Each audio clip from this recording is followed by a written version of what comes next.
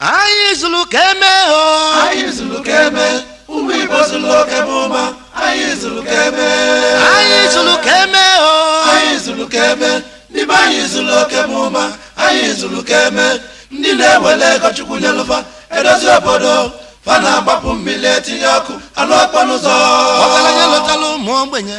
maka Chukwu ego ya gaba ericha ọ bụla ogidi ọgịlịga ndị ọgịlịga walụ na nwa.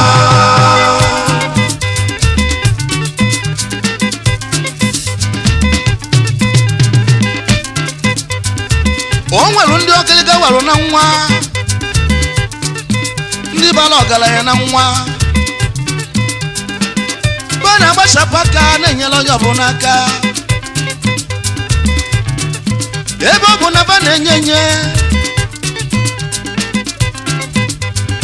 ka Chukwu ji enyeba mmaji kwuru mmaji n'ụwa agụba wee kalesịa.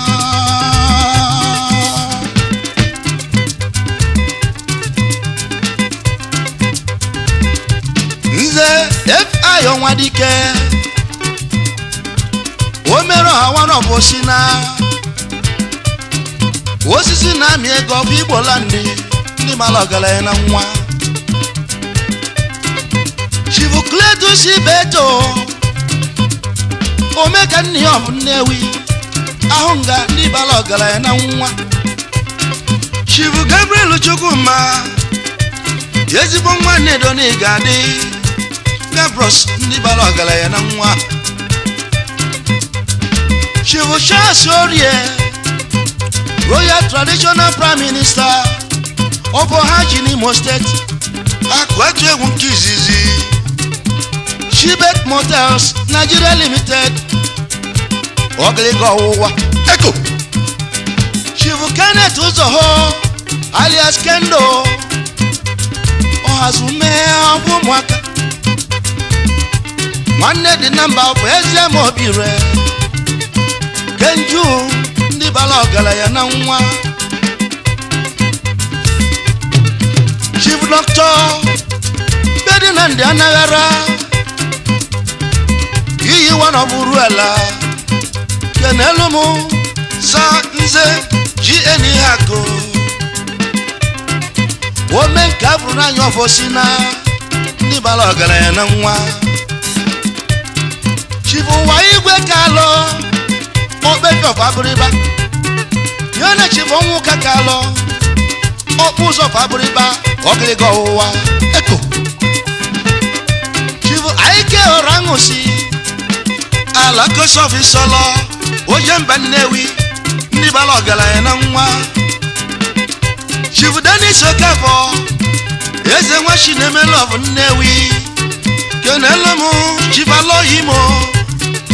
eze Udenọf Nnewi ndị bala ọgaranya na nwa. Aka na bụ Chukwu nyere mmadụ n'ụwa iwere okwu aka wee nye iwere aka nke ọzọ wee nalụ ngozi n'aka Chukwu. Chief Ze Philip Nwosu Godfather agbawo dịka izọfụ mba nọ eribe agwagwa of Igbo land eze mana ọ ga-echi ofosu ama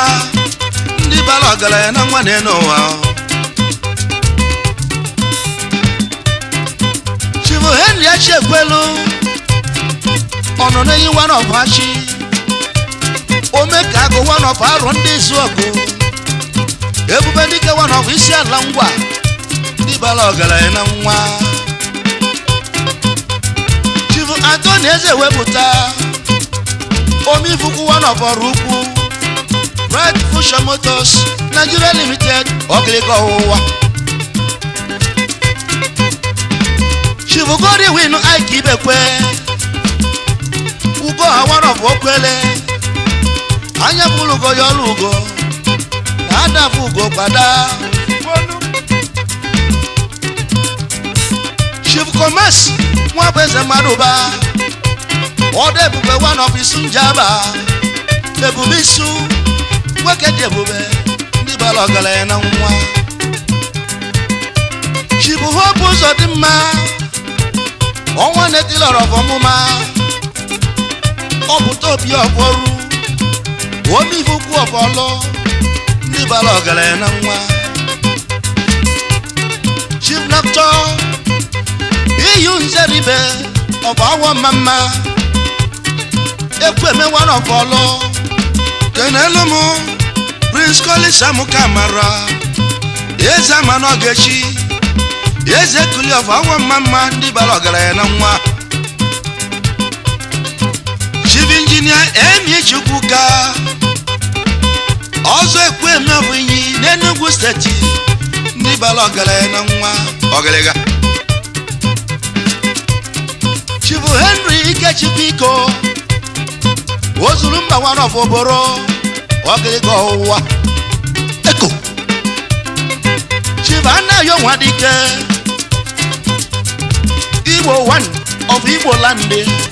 ndị bara ọgaranya na nwa Igbo Chief Raphael Shukso Keke eze ọnọdụ ugọfụ Mushu Chief Frank Angunobi Ugochinyere of Mkwere Chief George Nwokonko Nkukumini na kọrọ of Ntinga Engineer Paul Erinne Ugegbe Anedo ezigbo nwa si Okija wee bịa Chief Mike Chinedu Ohiri Chairman Chief Executive Officer Mick Julie Limited Chief Alphonsus Ukebulem Osie Ike Agụabata 1 of Osumogu Chairman Chief Executive Nitra OAU International Limited Osike Ibe jamani hakuba kalisuli Unike kike Ibe jamani ibe na galopuma Unekike Fakese kike Papalopo naka Obulo nokia to nokia To cellular Ogelega bogalanya Dogelega walunangwa Chief Victor Kabo Dogelega walunangwa Ezeko one of Igbo lande Dogelega walunangwa Rubanchi ndi bala ọgaranya na nwa Dogelega walunangwa Prince Akoeze Dogelega walunangwa Engineer Akoeze Dogelega walunangwa Chief Eze n'ugbo Dogelega walunangwa ndị bala ọgaranya na nwa Dogelega walunangwa Ogelega bogalanya Dogelega walunangwa Chief Reginald Amadi Dogelega walunangwa Ugobeze one of Mbaise Dogelega walunangwa Ugobeze ndị bala ọgaranya na nwa Dogelega walunangwa Chief Samu Mendu Dogelega walunangwa ọnwa na-etili ọrọbọ gidi Dogelega eze nwa mmadụ walunangwa ndị bala ọgaranya na nwa Dogelega walunangwa Ogelega bogalanya Dogelega walunangwa Chief Mike Ọkpala Dogelega walunangwa Ichere mba ukwu Dogelega walunangwa ndị bala ọgaranya na nwa Dogelega walunangwa Grand Prince Nwobodo Dogelega walunangwa Prince Makarinze Dogelega walunangwa Akụna-esobike ọfụkpọ Dogelega alụsị walunangwa ndị bala ọgaranya na nwa Dogelega walunangwa Isegonus Okoro Dogelega walunangwa Agonus Ugodiọha mma Dogelega walunangwa mba ọfụ Mbaise Dogelega walunangwa agbara hụrụ ugwu ọkụkọ Dogelega walunangwa ndị bala ọgaranya na nwa Dogelega walunangwa Ogelega bogalanya Dogelega walunangwa Chief Jude Okomma Dogelega walunangwa Omogowa nọkwa Ibuzọ Dogelega walunangwa ndị bala ọgaranya na nwa Dogelega walunangwa Chief Lawrence Okoro Dogelega walunangwa Ebedikewa nọkwa Afara Dogelega walunangwa ndị bala ọgaranya na nwa Dogelega walunangwa Chief Oni Ojukwu Dogelega walunangwa obi nwa ọbọrọ ibite Dogelega walunangwa ọgaranya bụ ọgaranya Dogelega walunangwa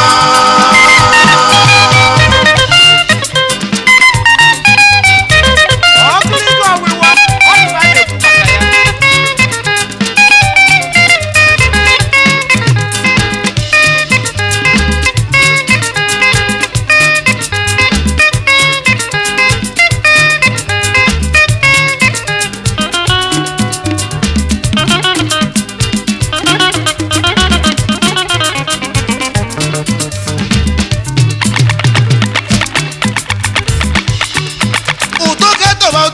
dị mma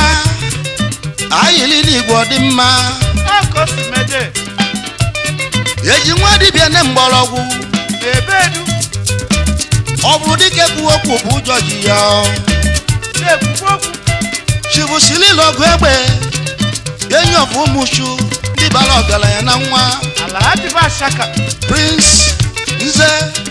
Francis Ezugochukwu ọchịagha nọbụ nkwere ọchịwo ọdụwaị ndị bara ọgaranya na nwa nye na odozi akụ ya lọlọ ọzọ Mrs. Oluchi Ugochukwu oso dị eri akụ n'ụwa Chifu Vitalis Emeka Iwu agụ na-esobi ike ọgbeghị ime mba anọ agakpele gị igwe n'obodo oyibo ndị bara ọgaranya na nwa Chifu Augustine Amaechobi Ichie Nnabuike nwanọrụ oriakụ nwanọbawo n'Ezinibite oyiri ọnwụ Dona Meche ndị bara ọgaranya na nwa Chibusoni Ụwakwe Nlebedum ihe ọha ọfụ ụmụahịa ezigbo nwa ụmụahịa ndị bara ọgaranya na nwa Chief Smart Chigozie Ezani eze na omenife ọfishida ndị bara ọgaranya na nwa Chief Dr. Tony Obotini Sowesibe okuku one of Uyo n'Akwa Ibom State ndị bara ọgaranya na nwa Kesekubo Chief Sonny Chinedu Okocha Ebube Dike 1 ọ bụ Togbeje na Delta State Ebube Dike ezigbo nwa ibu ụzọ ndị bara ọgaranya na nwa Chief Chance Ahize Ugochi nyere mba one of ihe ọma abụrụka n'ọlụ ndị bara ọgaranya na nwa Chief Victor Okoro Akụbeze one of Igbo Land Golden Eaglet ndị bara ọgaranya na nwa Chief Obinna Adurako alias BBC ndị bara ọgaranya na nwa Chief Richard Okoro afa one of Afara Ọkịlịka Ọwụwa Eko Chief Samuel Suji Okwubanego ozuru mba one of Ata Ọkịlịka Ọwụwa Chief BC Duru Odejinjim of Igbo Land ndị bara ọgaranya na nwa ewele nke mbụ onye eze Chief Elu Dikocha ọnwa na-etu ha one of ahịa Zumbise ndị bara ọgaranya na nwa Chief Vincent Ejikeme eze ukwu Odenigbo ọbọkwudo ndị bara ọgaranya na nwa Chief Vitalis Ugo oputo bi ọbọkwudo eti okweri okwe ndị bara ọgaranya na nwa Eti okweri okwe. Chief Steve Ibesim Oscar Ja Oja Agbarisu ndị bara ọgaranya na nwa Ibe Jamani Agụba Kalisili Bulike Kike Ibe Jamani Ibe na Agala Okuma Bulekike Pagasekike Pagmalofo Naka Apolo Naketo Nakia Toselula Ọkịlịka bụ ọgaranya ndị ọkịlịka walụ na nwa Chief no Kavo ndị ọkịlịka walụ na nwa Olumoputo Biye ndị ọkịlịka walụ na nwa Obi of Ioma ndị ọkịlịka walụ na nwa ndị bara ọgaranya na nwa ndị ọkịlịka walụ na nwa Polika Pumolalo ndị ọkịlịka walụ na nwa Omero Abide na Nsa ndị ọkịlịka walụ na nwa ndị bara ọgaranya na nwa ndị ọkịlịka walụ na nwa ọkịlịka bụ ọgaranya ndị ọkịlịka walụ na nwa Chiverik Amadi ndị ọkịlịka walụ na nwa ụzọ bụ ụzọ agba ndị ọkịlịka walụ na nwa ndị bara ọgaranya na nwa ndị ọkịlịka walụ na nwa Bonibesi ụzụ ndị ọkịlịka walụ na nwa ndị mba ọfụ nubi ndị ọkịlịka walụ na nwa ndị bara ọgaranya na nwa ndị ọkịlịka walụ na nwa Inspires ọgịlịga walụ na nwa na-eche enyi ọkwa ihe ala ndị ọgịlịga walụ na ayọ nwa na ndị bara ọgaranya na nwa ndị ọgịlịga walụ na nwa ọgịlịga bụ ọgaranya ndị ọgịlịga walụ na nwa ichoku nọ n'ụlọ mana ụgbọenyi ya na-azụ n'ahịa ọkọ si mee chibu selesi ntagbo mmiri na-ezolọra wanọpụ mụla eri ndị bara ọgaranya na nwa kedu maka chibu steve ibegbu omelọra wanọpụ ogidi woodpeckers aka na-alụ oche dị mma n'ụwa ndị bara ọgaranya na nwa chibu kinsili okafọ omihi ukwu wanọpụ ihe ọma ọgịlịga ọwụwa ezigbo nwa ụmụnya na ịgadị Chris Chinedu onye kwuru je ndị bara ọgaranya na nwa ya na odozi akụ ya Mrs. Linda onye kwuru je Chifu Martin Nwadike iṣẹ́ gburugburu ọkụ Igbo landi ndị bara ọgaranya na nwa Chief Doctor Chris Udemezue aka jakụ one of ọkụzụ ọgịlịga ọwụwa eko Chief Dan Okwesi ọkwụ oge Ekeneze ọbụmụla eri ezigbo nwa ndị bara ọgaranya na nwa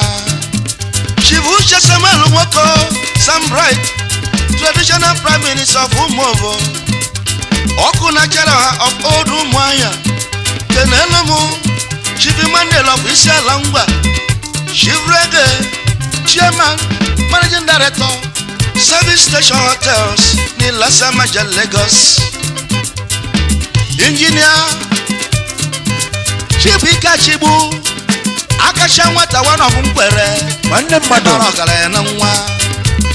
mmadụ Chief Okechukwu onye ji akọ Omego one of Ibuku Okemat Nigeria Limited Prince Haro Siejesie Ogwu ndị bara ọgaranya na nwa Renosin Distillers aka na-esi mmanya oyibo dị mma ezigbo nwa ihe ala na ịga dị o fada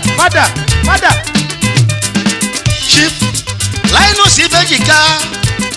Ogwefome ka nne ya ndị bara ọgaranya na nwa Chief Ike Louis Enwegbara ke Louis aka jikọ one of ihe ala ndị bara ọgaranya na nwa Chief Alaichus ndị bụ eze Idu Ugochi nyere ọbụ ihe ala Sa London Matata ọgịlịga ọwụwa eko Chief Ogosi Nokoli Idu Ezudo one of ihe ala Dimo yimiri ndị bara ọgaranya na nwa Chief Isaac Nwabese Ọhazulike Idu Omero one of ihe ala kenelu mụ Chief Eyo Ọhazulike Ogweko Menife Ọbụza kwa ihe ala ndị bara ọgaranya na nwa Chidum Okwechi Benchis Holdings Limited ọgịlịga ọwụwa Chief Uchenna Onyebeke ọgbara Chigozie one of Akpọ ibe bụ na na-ememe nwanyị adịrị manye nwe n'isi ọkọ si mede Princess Njideka ndị iwe ezigbo nwa Ọnụchado ndị bara ọgaranya na nwa kedu maka Haja Rose ala Haja Rose Nigeria Limited ọgịlịga ọwụwa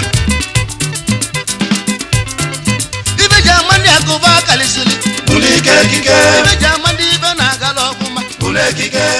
gbakesi ekike gbakpala ọfọ n'aka ọ bụrụ Nokia to Nokia to selula ọgịlịga bụ ọgaranya ndị ọgịlịga walụ na nwa